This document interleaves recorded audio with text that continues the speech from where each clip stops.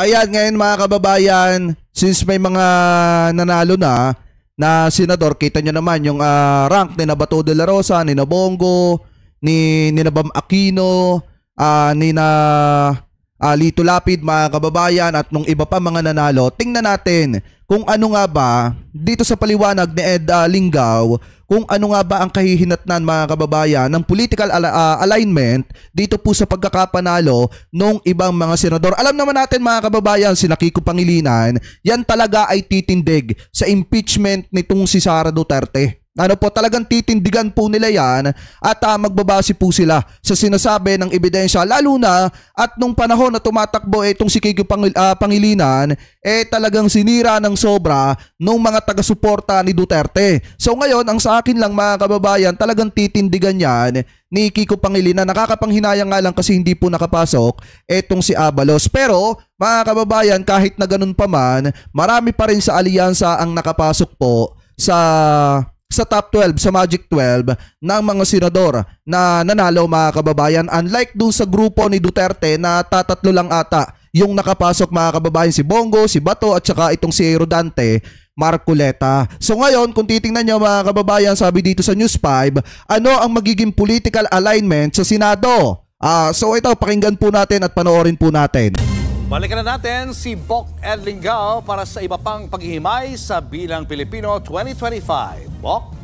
Maraming salamat, Julius. Ang sabi nga nila, all roads in the Senate race lead to the impeachment court. Ano pong sabi sa Konstitusyon para sa isang impeachment trial? Kailangan po ng 2/3 vote para ma-convict ang isang taong na-impeach. Kumbaga, kailangan po ng 16 senators na boboto for impeachment para po matuloy ang isang conviction. Sa mga po, kailangan po ng at least 9 senators para ma-acquit si Vice President Sara Duterte sa impeachment charges na kanyang hinaharap sa Senado. So ano po ang komposisyon o lumalabas na komposisyon ng bagong Senado? Tingnan po natin sa meetings na ito. Dito po natin ilalagay yung mga pro-impeachment senators at dito po natin ilalagay yung mga anti-impeachment senators. Po, konting disclaimer po. Ito po ay possibilities and probabilities. Dahil po sa eleksyon sa huli, alam mo naman, wala naman talagang permanente. Simulan po natin dito sa anti-impeachment block. Sa mga mukhang panalo na sa Senado, ito pong si Bongo, siyempre yan po ay anti-impeachment. Si Bato de la Rosa, siya din po ay anti-impeachment. Ganoon din po si Rodante Marcoleta. Tatlo na po.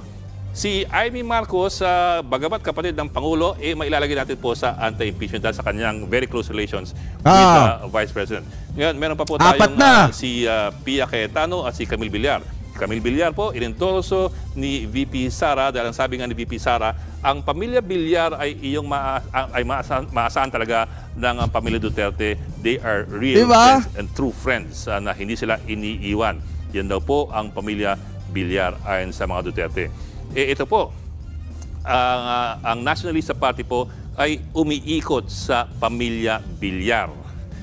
So, NP po, si Camille Villar at si Pia Cayetano po ay nationalista rin.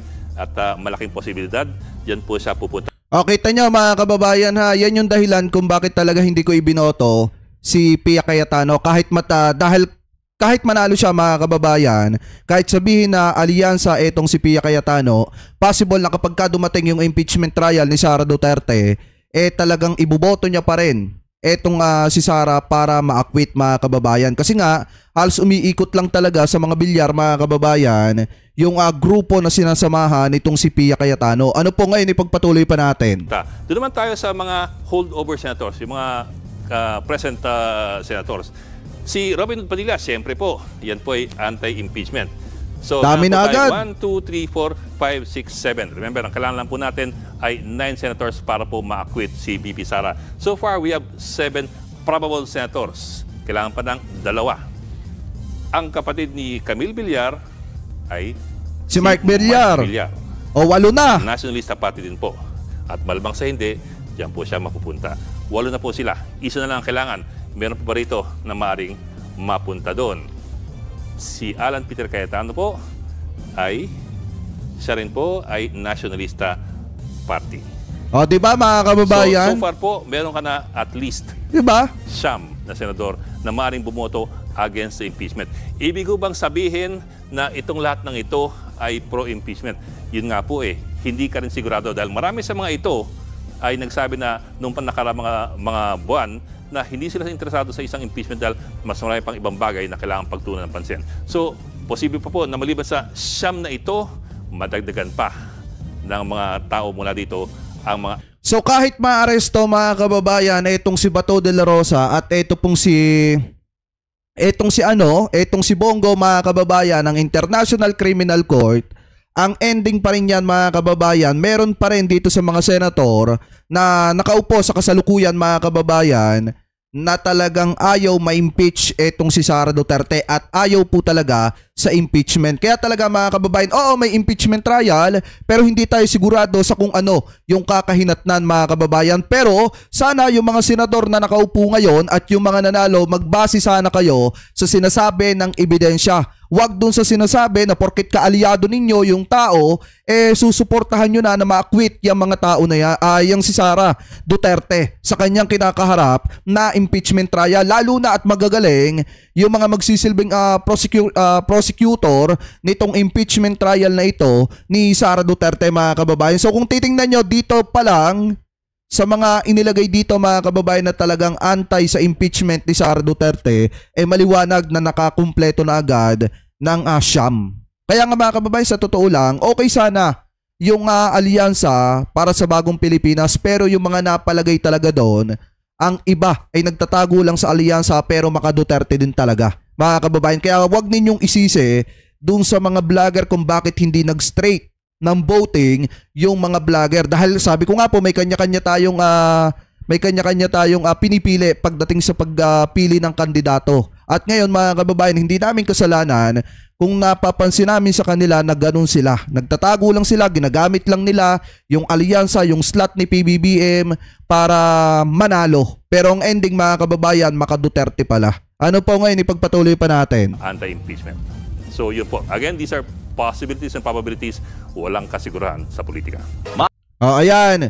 So maliwanag dyan mga kababayan. So ngayon, marami ang nagtataka doon sa ibang mga kababayan Pilipino po natin, especially doon sa mga supporter natin kung bakit daw nanalo etong si Bam Aquino at etong si Kiko Pangilinan at etong si Bato de la Rosa. So ngayon pakinggan natin etong nakita nating balita galing po dito sa News 5 na kung saan mga kababayan ipinaliwanag dito kung bakit nanalo at kung bakit ganun kalaki ang mga boto na nakuha po nila. Tapos pakinggan natin yung sasabihin ni Bato de la Rosa kung bakit siya nanalo sa pagka-senador. Himayin ang pagkakapanalo ni Bam Aquino at Kiko Pangilinan, ipapaliwanag yan sa atin ni Bok Edlingao.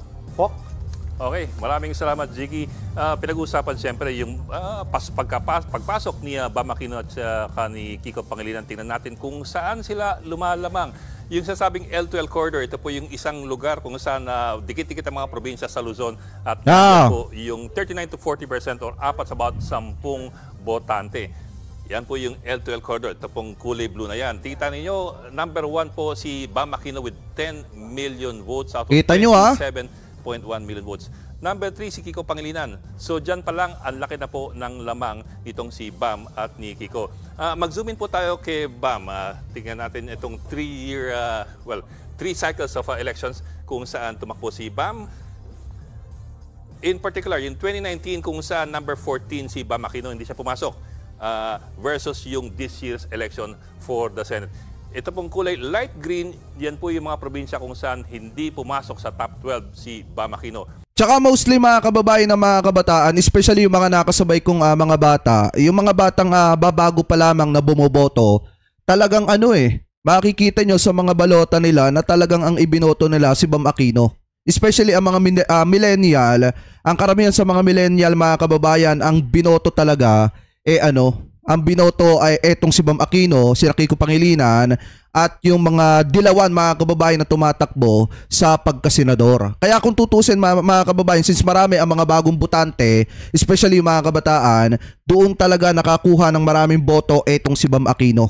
Yung dark green, dyan po pasok si Bam Aquino. For this year's election, kita niyo ang kabuuan po ng Luzon. Maliban lang sa isang probinsya, yung Abra po. Panalo sa top 12 si Bam Aquino. Ganun Kita din nyo? sa Mindanao, kita ninyo, may mga portions kung saan dark green at ibig sabihin po niyan ay pasok sa top 12 si Bam Aquino. For example, ito pong Zamboanga del Norte, Misamis, South Cotabato, Sultan Kudarat, Lanao del Sur, and portions of, for example, Agusan, pasok si Bam Aquino. Versus yung 2019, kita po niyo yung Luzon. Ang laking portion ng Luzon ay light green, ibig sabihin hindi panalo si Bam Aquino. So, Tama. hindi dito sa mga to, pumasok lamang siya sa Pangasinan, Zambales, Tarlac, Pampanga, and so on the line. Of course, substantial, pero not enough to carry the entire Luzon. Not unlike this, itong 2025, Abra lang ang hindi niya pinasok. At tingnan po, ang 2019, ang kabuuan po ng Mindanao, Ay, shoutout kay Mary Ann Navigar ha. Mega love shoutout po ha.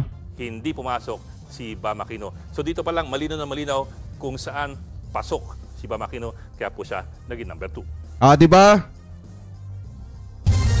Kahit tatlo lang sa Duterte ang pasok sa Magic 12, ginit ni Vice President. So gets na nung iba kung bakit nanalo etong si Bam Aquino, mga kababayan. Alam niyo, sa totoo lang, to be honest, kahit nakalagay sa sample ballot ko si Bam Aquino, hindi ko talaga siya ibinoto. Pero mga kababayan, sabi ko nga po sa inyo, since nanalo sila, nire-respeto natin yung pagkapanalo nila. Kahit mga kababayan, dito kina Bongo, kina Bato de la Rosa, sila yung nanalo, mga kababayan So nire-respeto natin yung pagkapanalo nila. Antabay na lang tayo sa mga susunod na araw kung ano ang gagawin na naman nilang kalokohan at pupunahin natin yan kapag nakita natin na mali yung ginagawa po nila, mga kababayan. Pero ngayon, since sila yung nanalo at nakakuha sila ng malaking boto, so irespeto na lang sana natin. Kasi nga, mga kababayan, kahit nanalo sila, hindi pa rin masaya ang mga taga-suporta ni Duterte at hindi pa rin po masaya ang mga vlogger ni Digong. Kasi nga, mga kababayan, anytime pwedeng arestuhin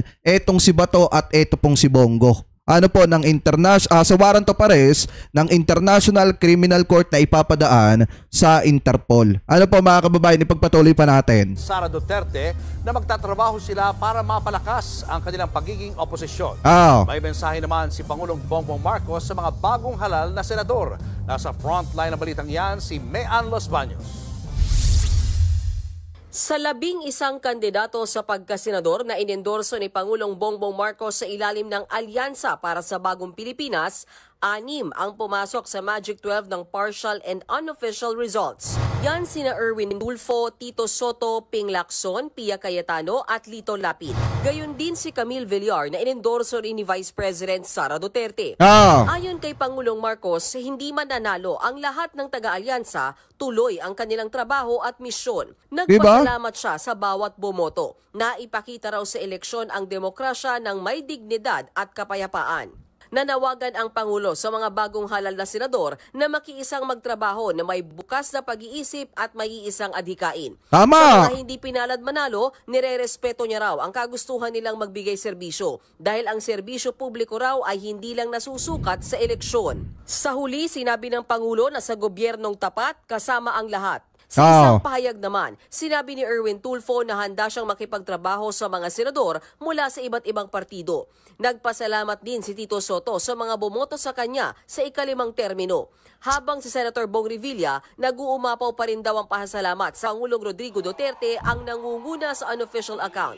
Yan ay sina Senator Bongo, Senator Bato de la Rosa at Rodante Marcoleta. Pasok din si Senator Amy Marcos na inendorso naman ni VP Sara Duterte. Sa isang panayam, sinabi ni Senator Bongo na malaking tulong ang Duterte supporters na nagalit sa pagkakaaresto kay dating Pangulong Rodrigo Duterte. Malaking bagay rin po yun, no? Nung may sympathy votes naman talaga. Pakinggan niyo sinasabi ni Bongo. Mamaya papakinggan naman natin ang sinasabi ni Maharlika. Ang galit yung tao. Malaking tulong yung nangyari, no? Sa amin, sa team, siyempre, pero malaking kawalan rin po yung kanyang physical presence sa mga rallies. Ganito rin ang paniniwala ni Senator Bato de la Rosa. Yan ang malaking dahilan bakit kami umangat. Yung pag-kidnap at pagdala kay Pangulong Duterte doon sa dahig. So naggalit yung taong bayan, kaya sila ngayon rumisbak yung taong bayan through their votes. Hindi, alam niyo, mga kababayan, kung bakit sila nanalo. Dinala kasi sila ng Iglesia ni Cristo.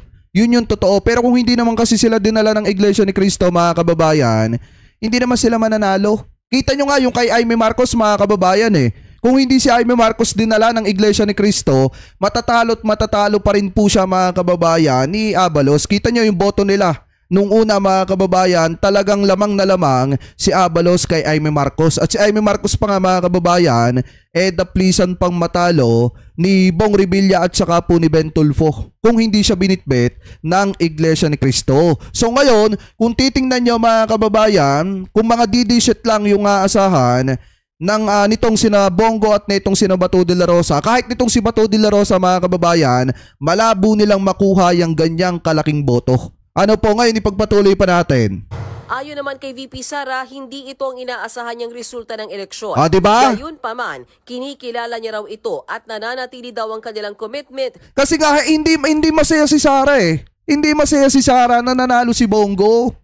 Kasi mga kababayan, malaki ang possible na sa hinaharap maging tinik sa lalamunan ni Sara Duterte ito pong si Bongo. Kaya hindi po siya masaya na si Bongo ang nag-number 1 senator mga kababayan. Wala sa inaasahan ni Sara Duterte yung nangyari. Kasi nga mga kababayan, ang talagang gusto nila makapasok lahat ng pinapatakbo ng mga Duterte sa pagkasenador. Kaso ang problema, tatlo lang yung nakapasok at yung anak ng Diyos ay natalo pa.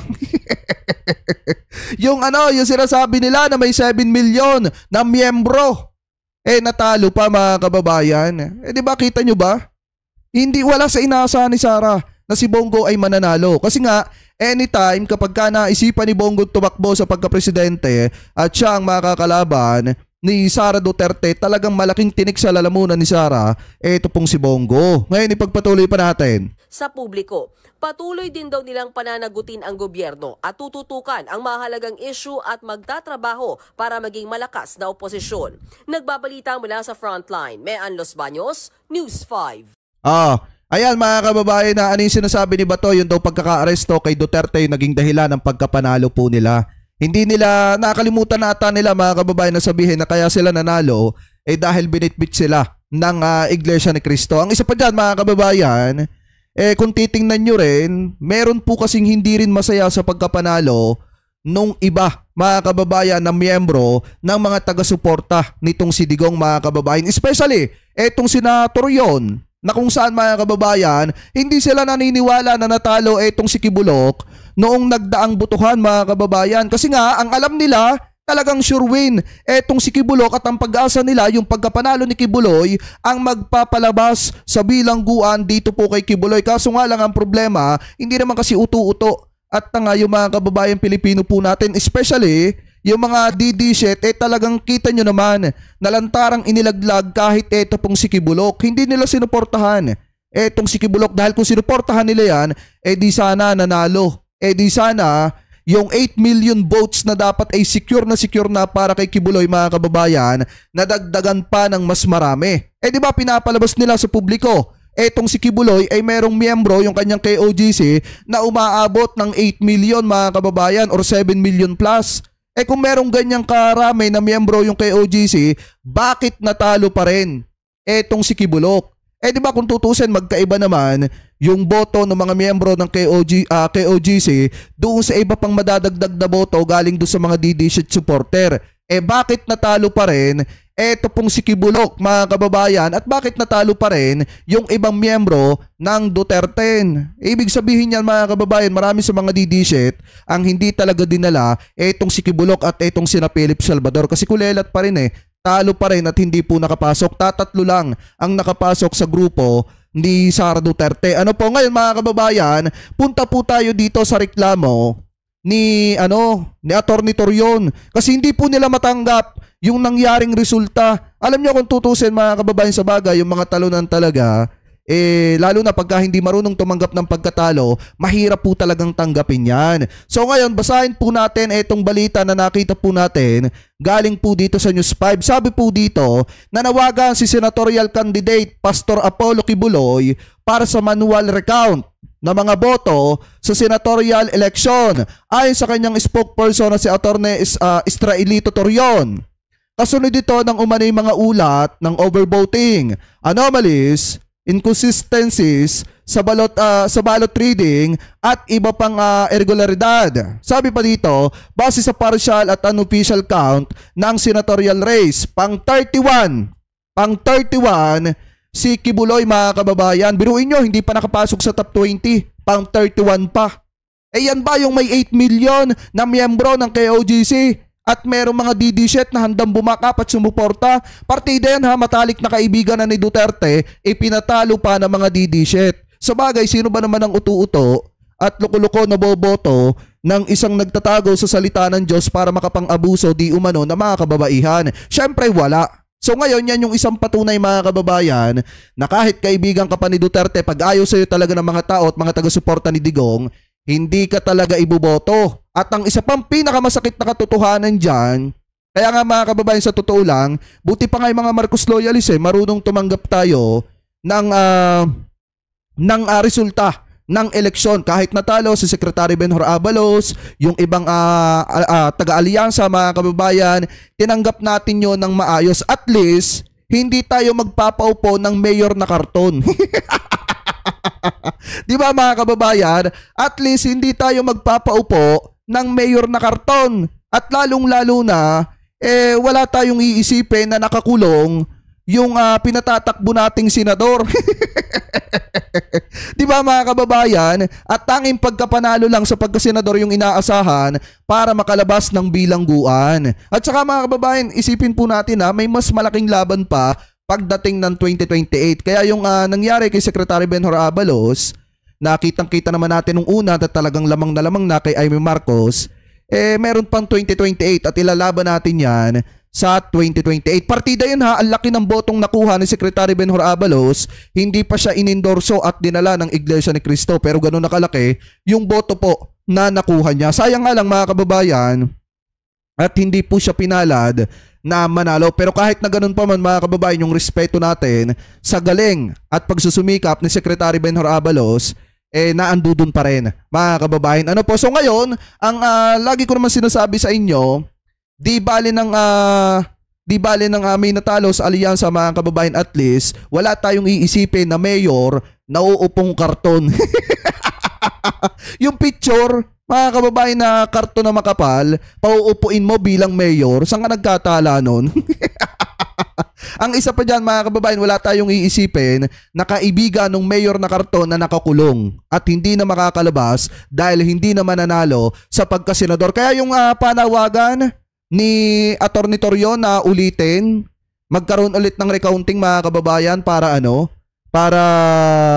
malaman kung talagang pan 31 itong si Kibulok, mga kababayan. Isang malaking kalokohan yan kasi hindi naman talaga, una pa lang, hindi na po talaga mananalo itong si Kibulok. Kasi yung mga sinasabi niya, nung una pa lang, mga kababayan, talagang pandaraya na at talagang makikita nyo na binubola lang ang taong bayan. San ka ba naman nagkatala? Nakakulong ka na pero nakagawa ka pa ng 77 batas. Paano ka lang batas? Tinalo mo pa si Robin Padilla na walang ginagawa sa Senado. Ano po, mga kababayan? Ngayon, kung titingnan nyo, yan po yung panawagan ni Atty. Torion, abogado ni Kibuloy, na ulitin daw po yung bilangan. Kasi natalo, mga kababayan, etong si Kibulok. So doon sa mga sa mga taga-suporta ni Secretary Benhur Abalos na masama ang loob, okay lang po yan, may 2028 pa. At kita nyo naman, naglabas na ng pahayag eto pong si Secretary Benhur Abalos na sana magtulungan na lang, sana magkaisa na lang, tapos ng eleksyon, mga kababayan. Kaya back to normal na, magtrabaho na yung mga nanalong senador at balik na ang mamamayang Pilipino sa normal na pamumuhay. May darating pa na 2028 at doon natin ipanalo etong si Secretary Benhur Abalos. Yung slot ni Robin Padilla, tinitiyak natin na mapapapunta yan kay Secretary Benhur Abalos. Ano po?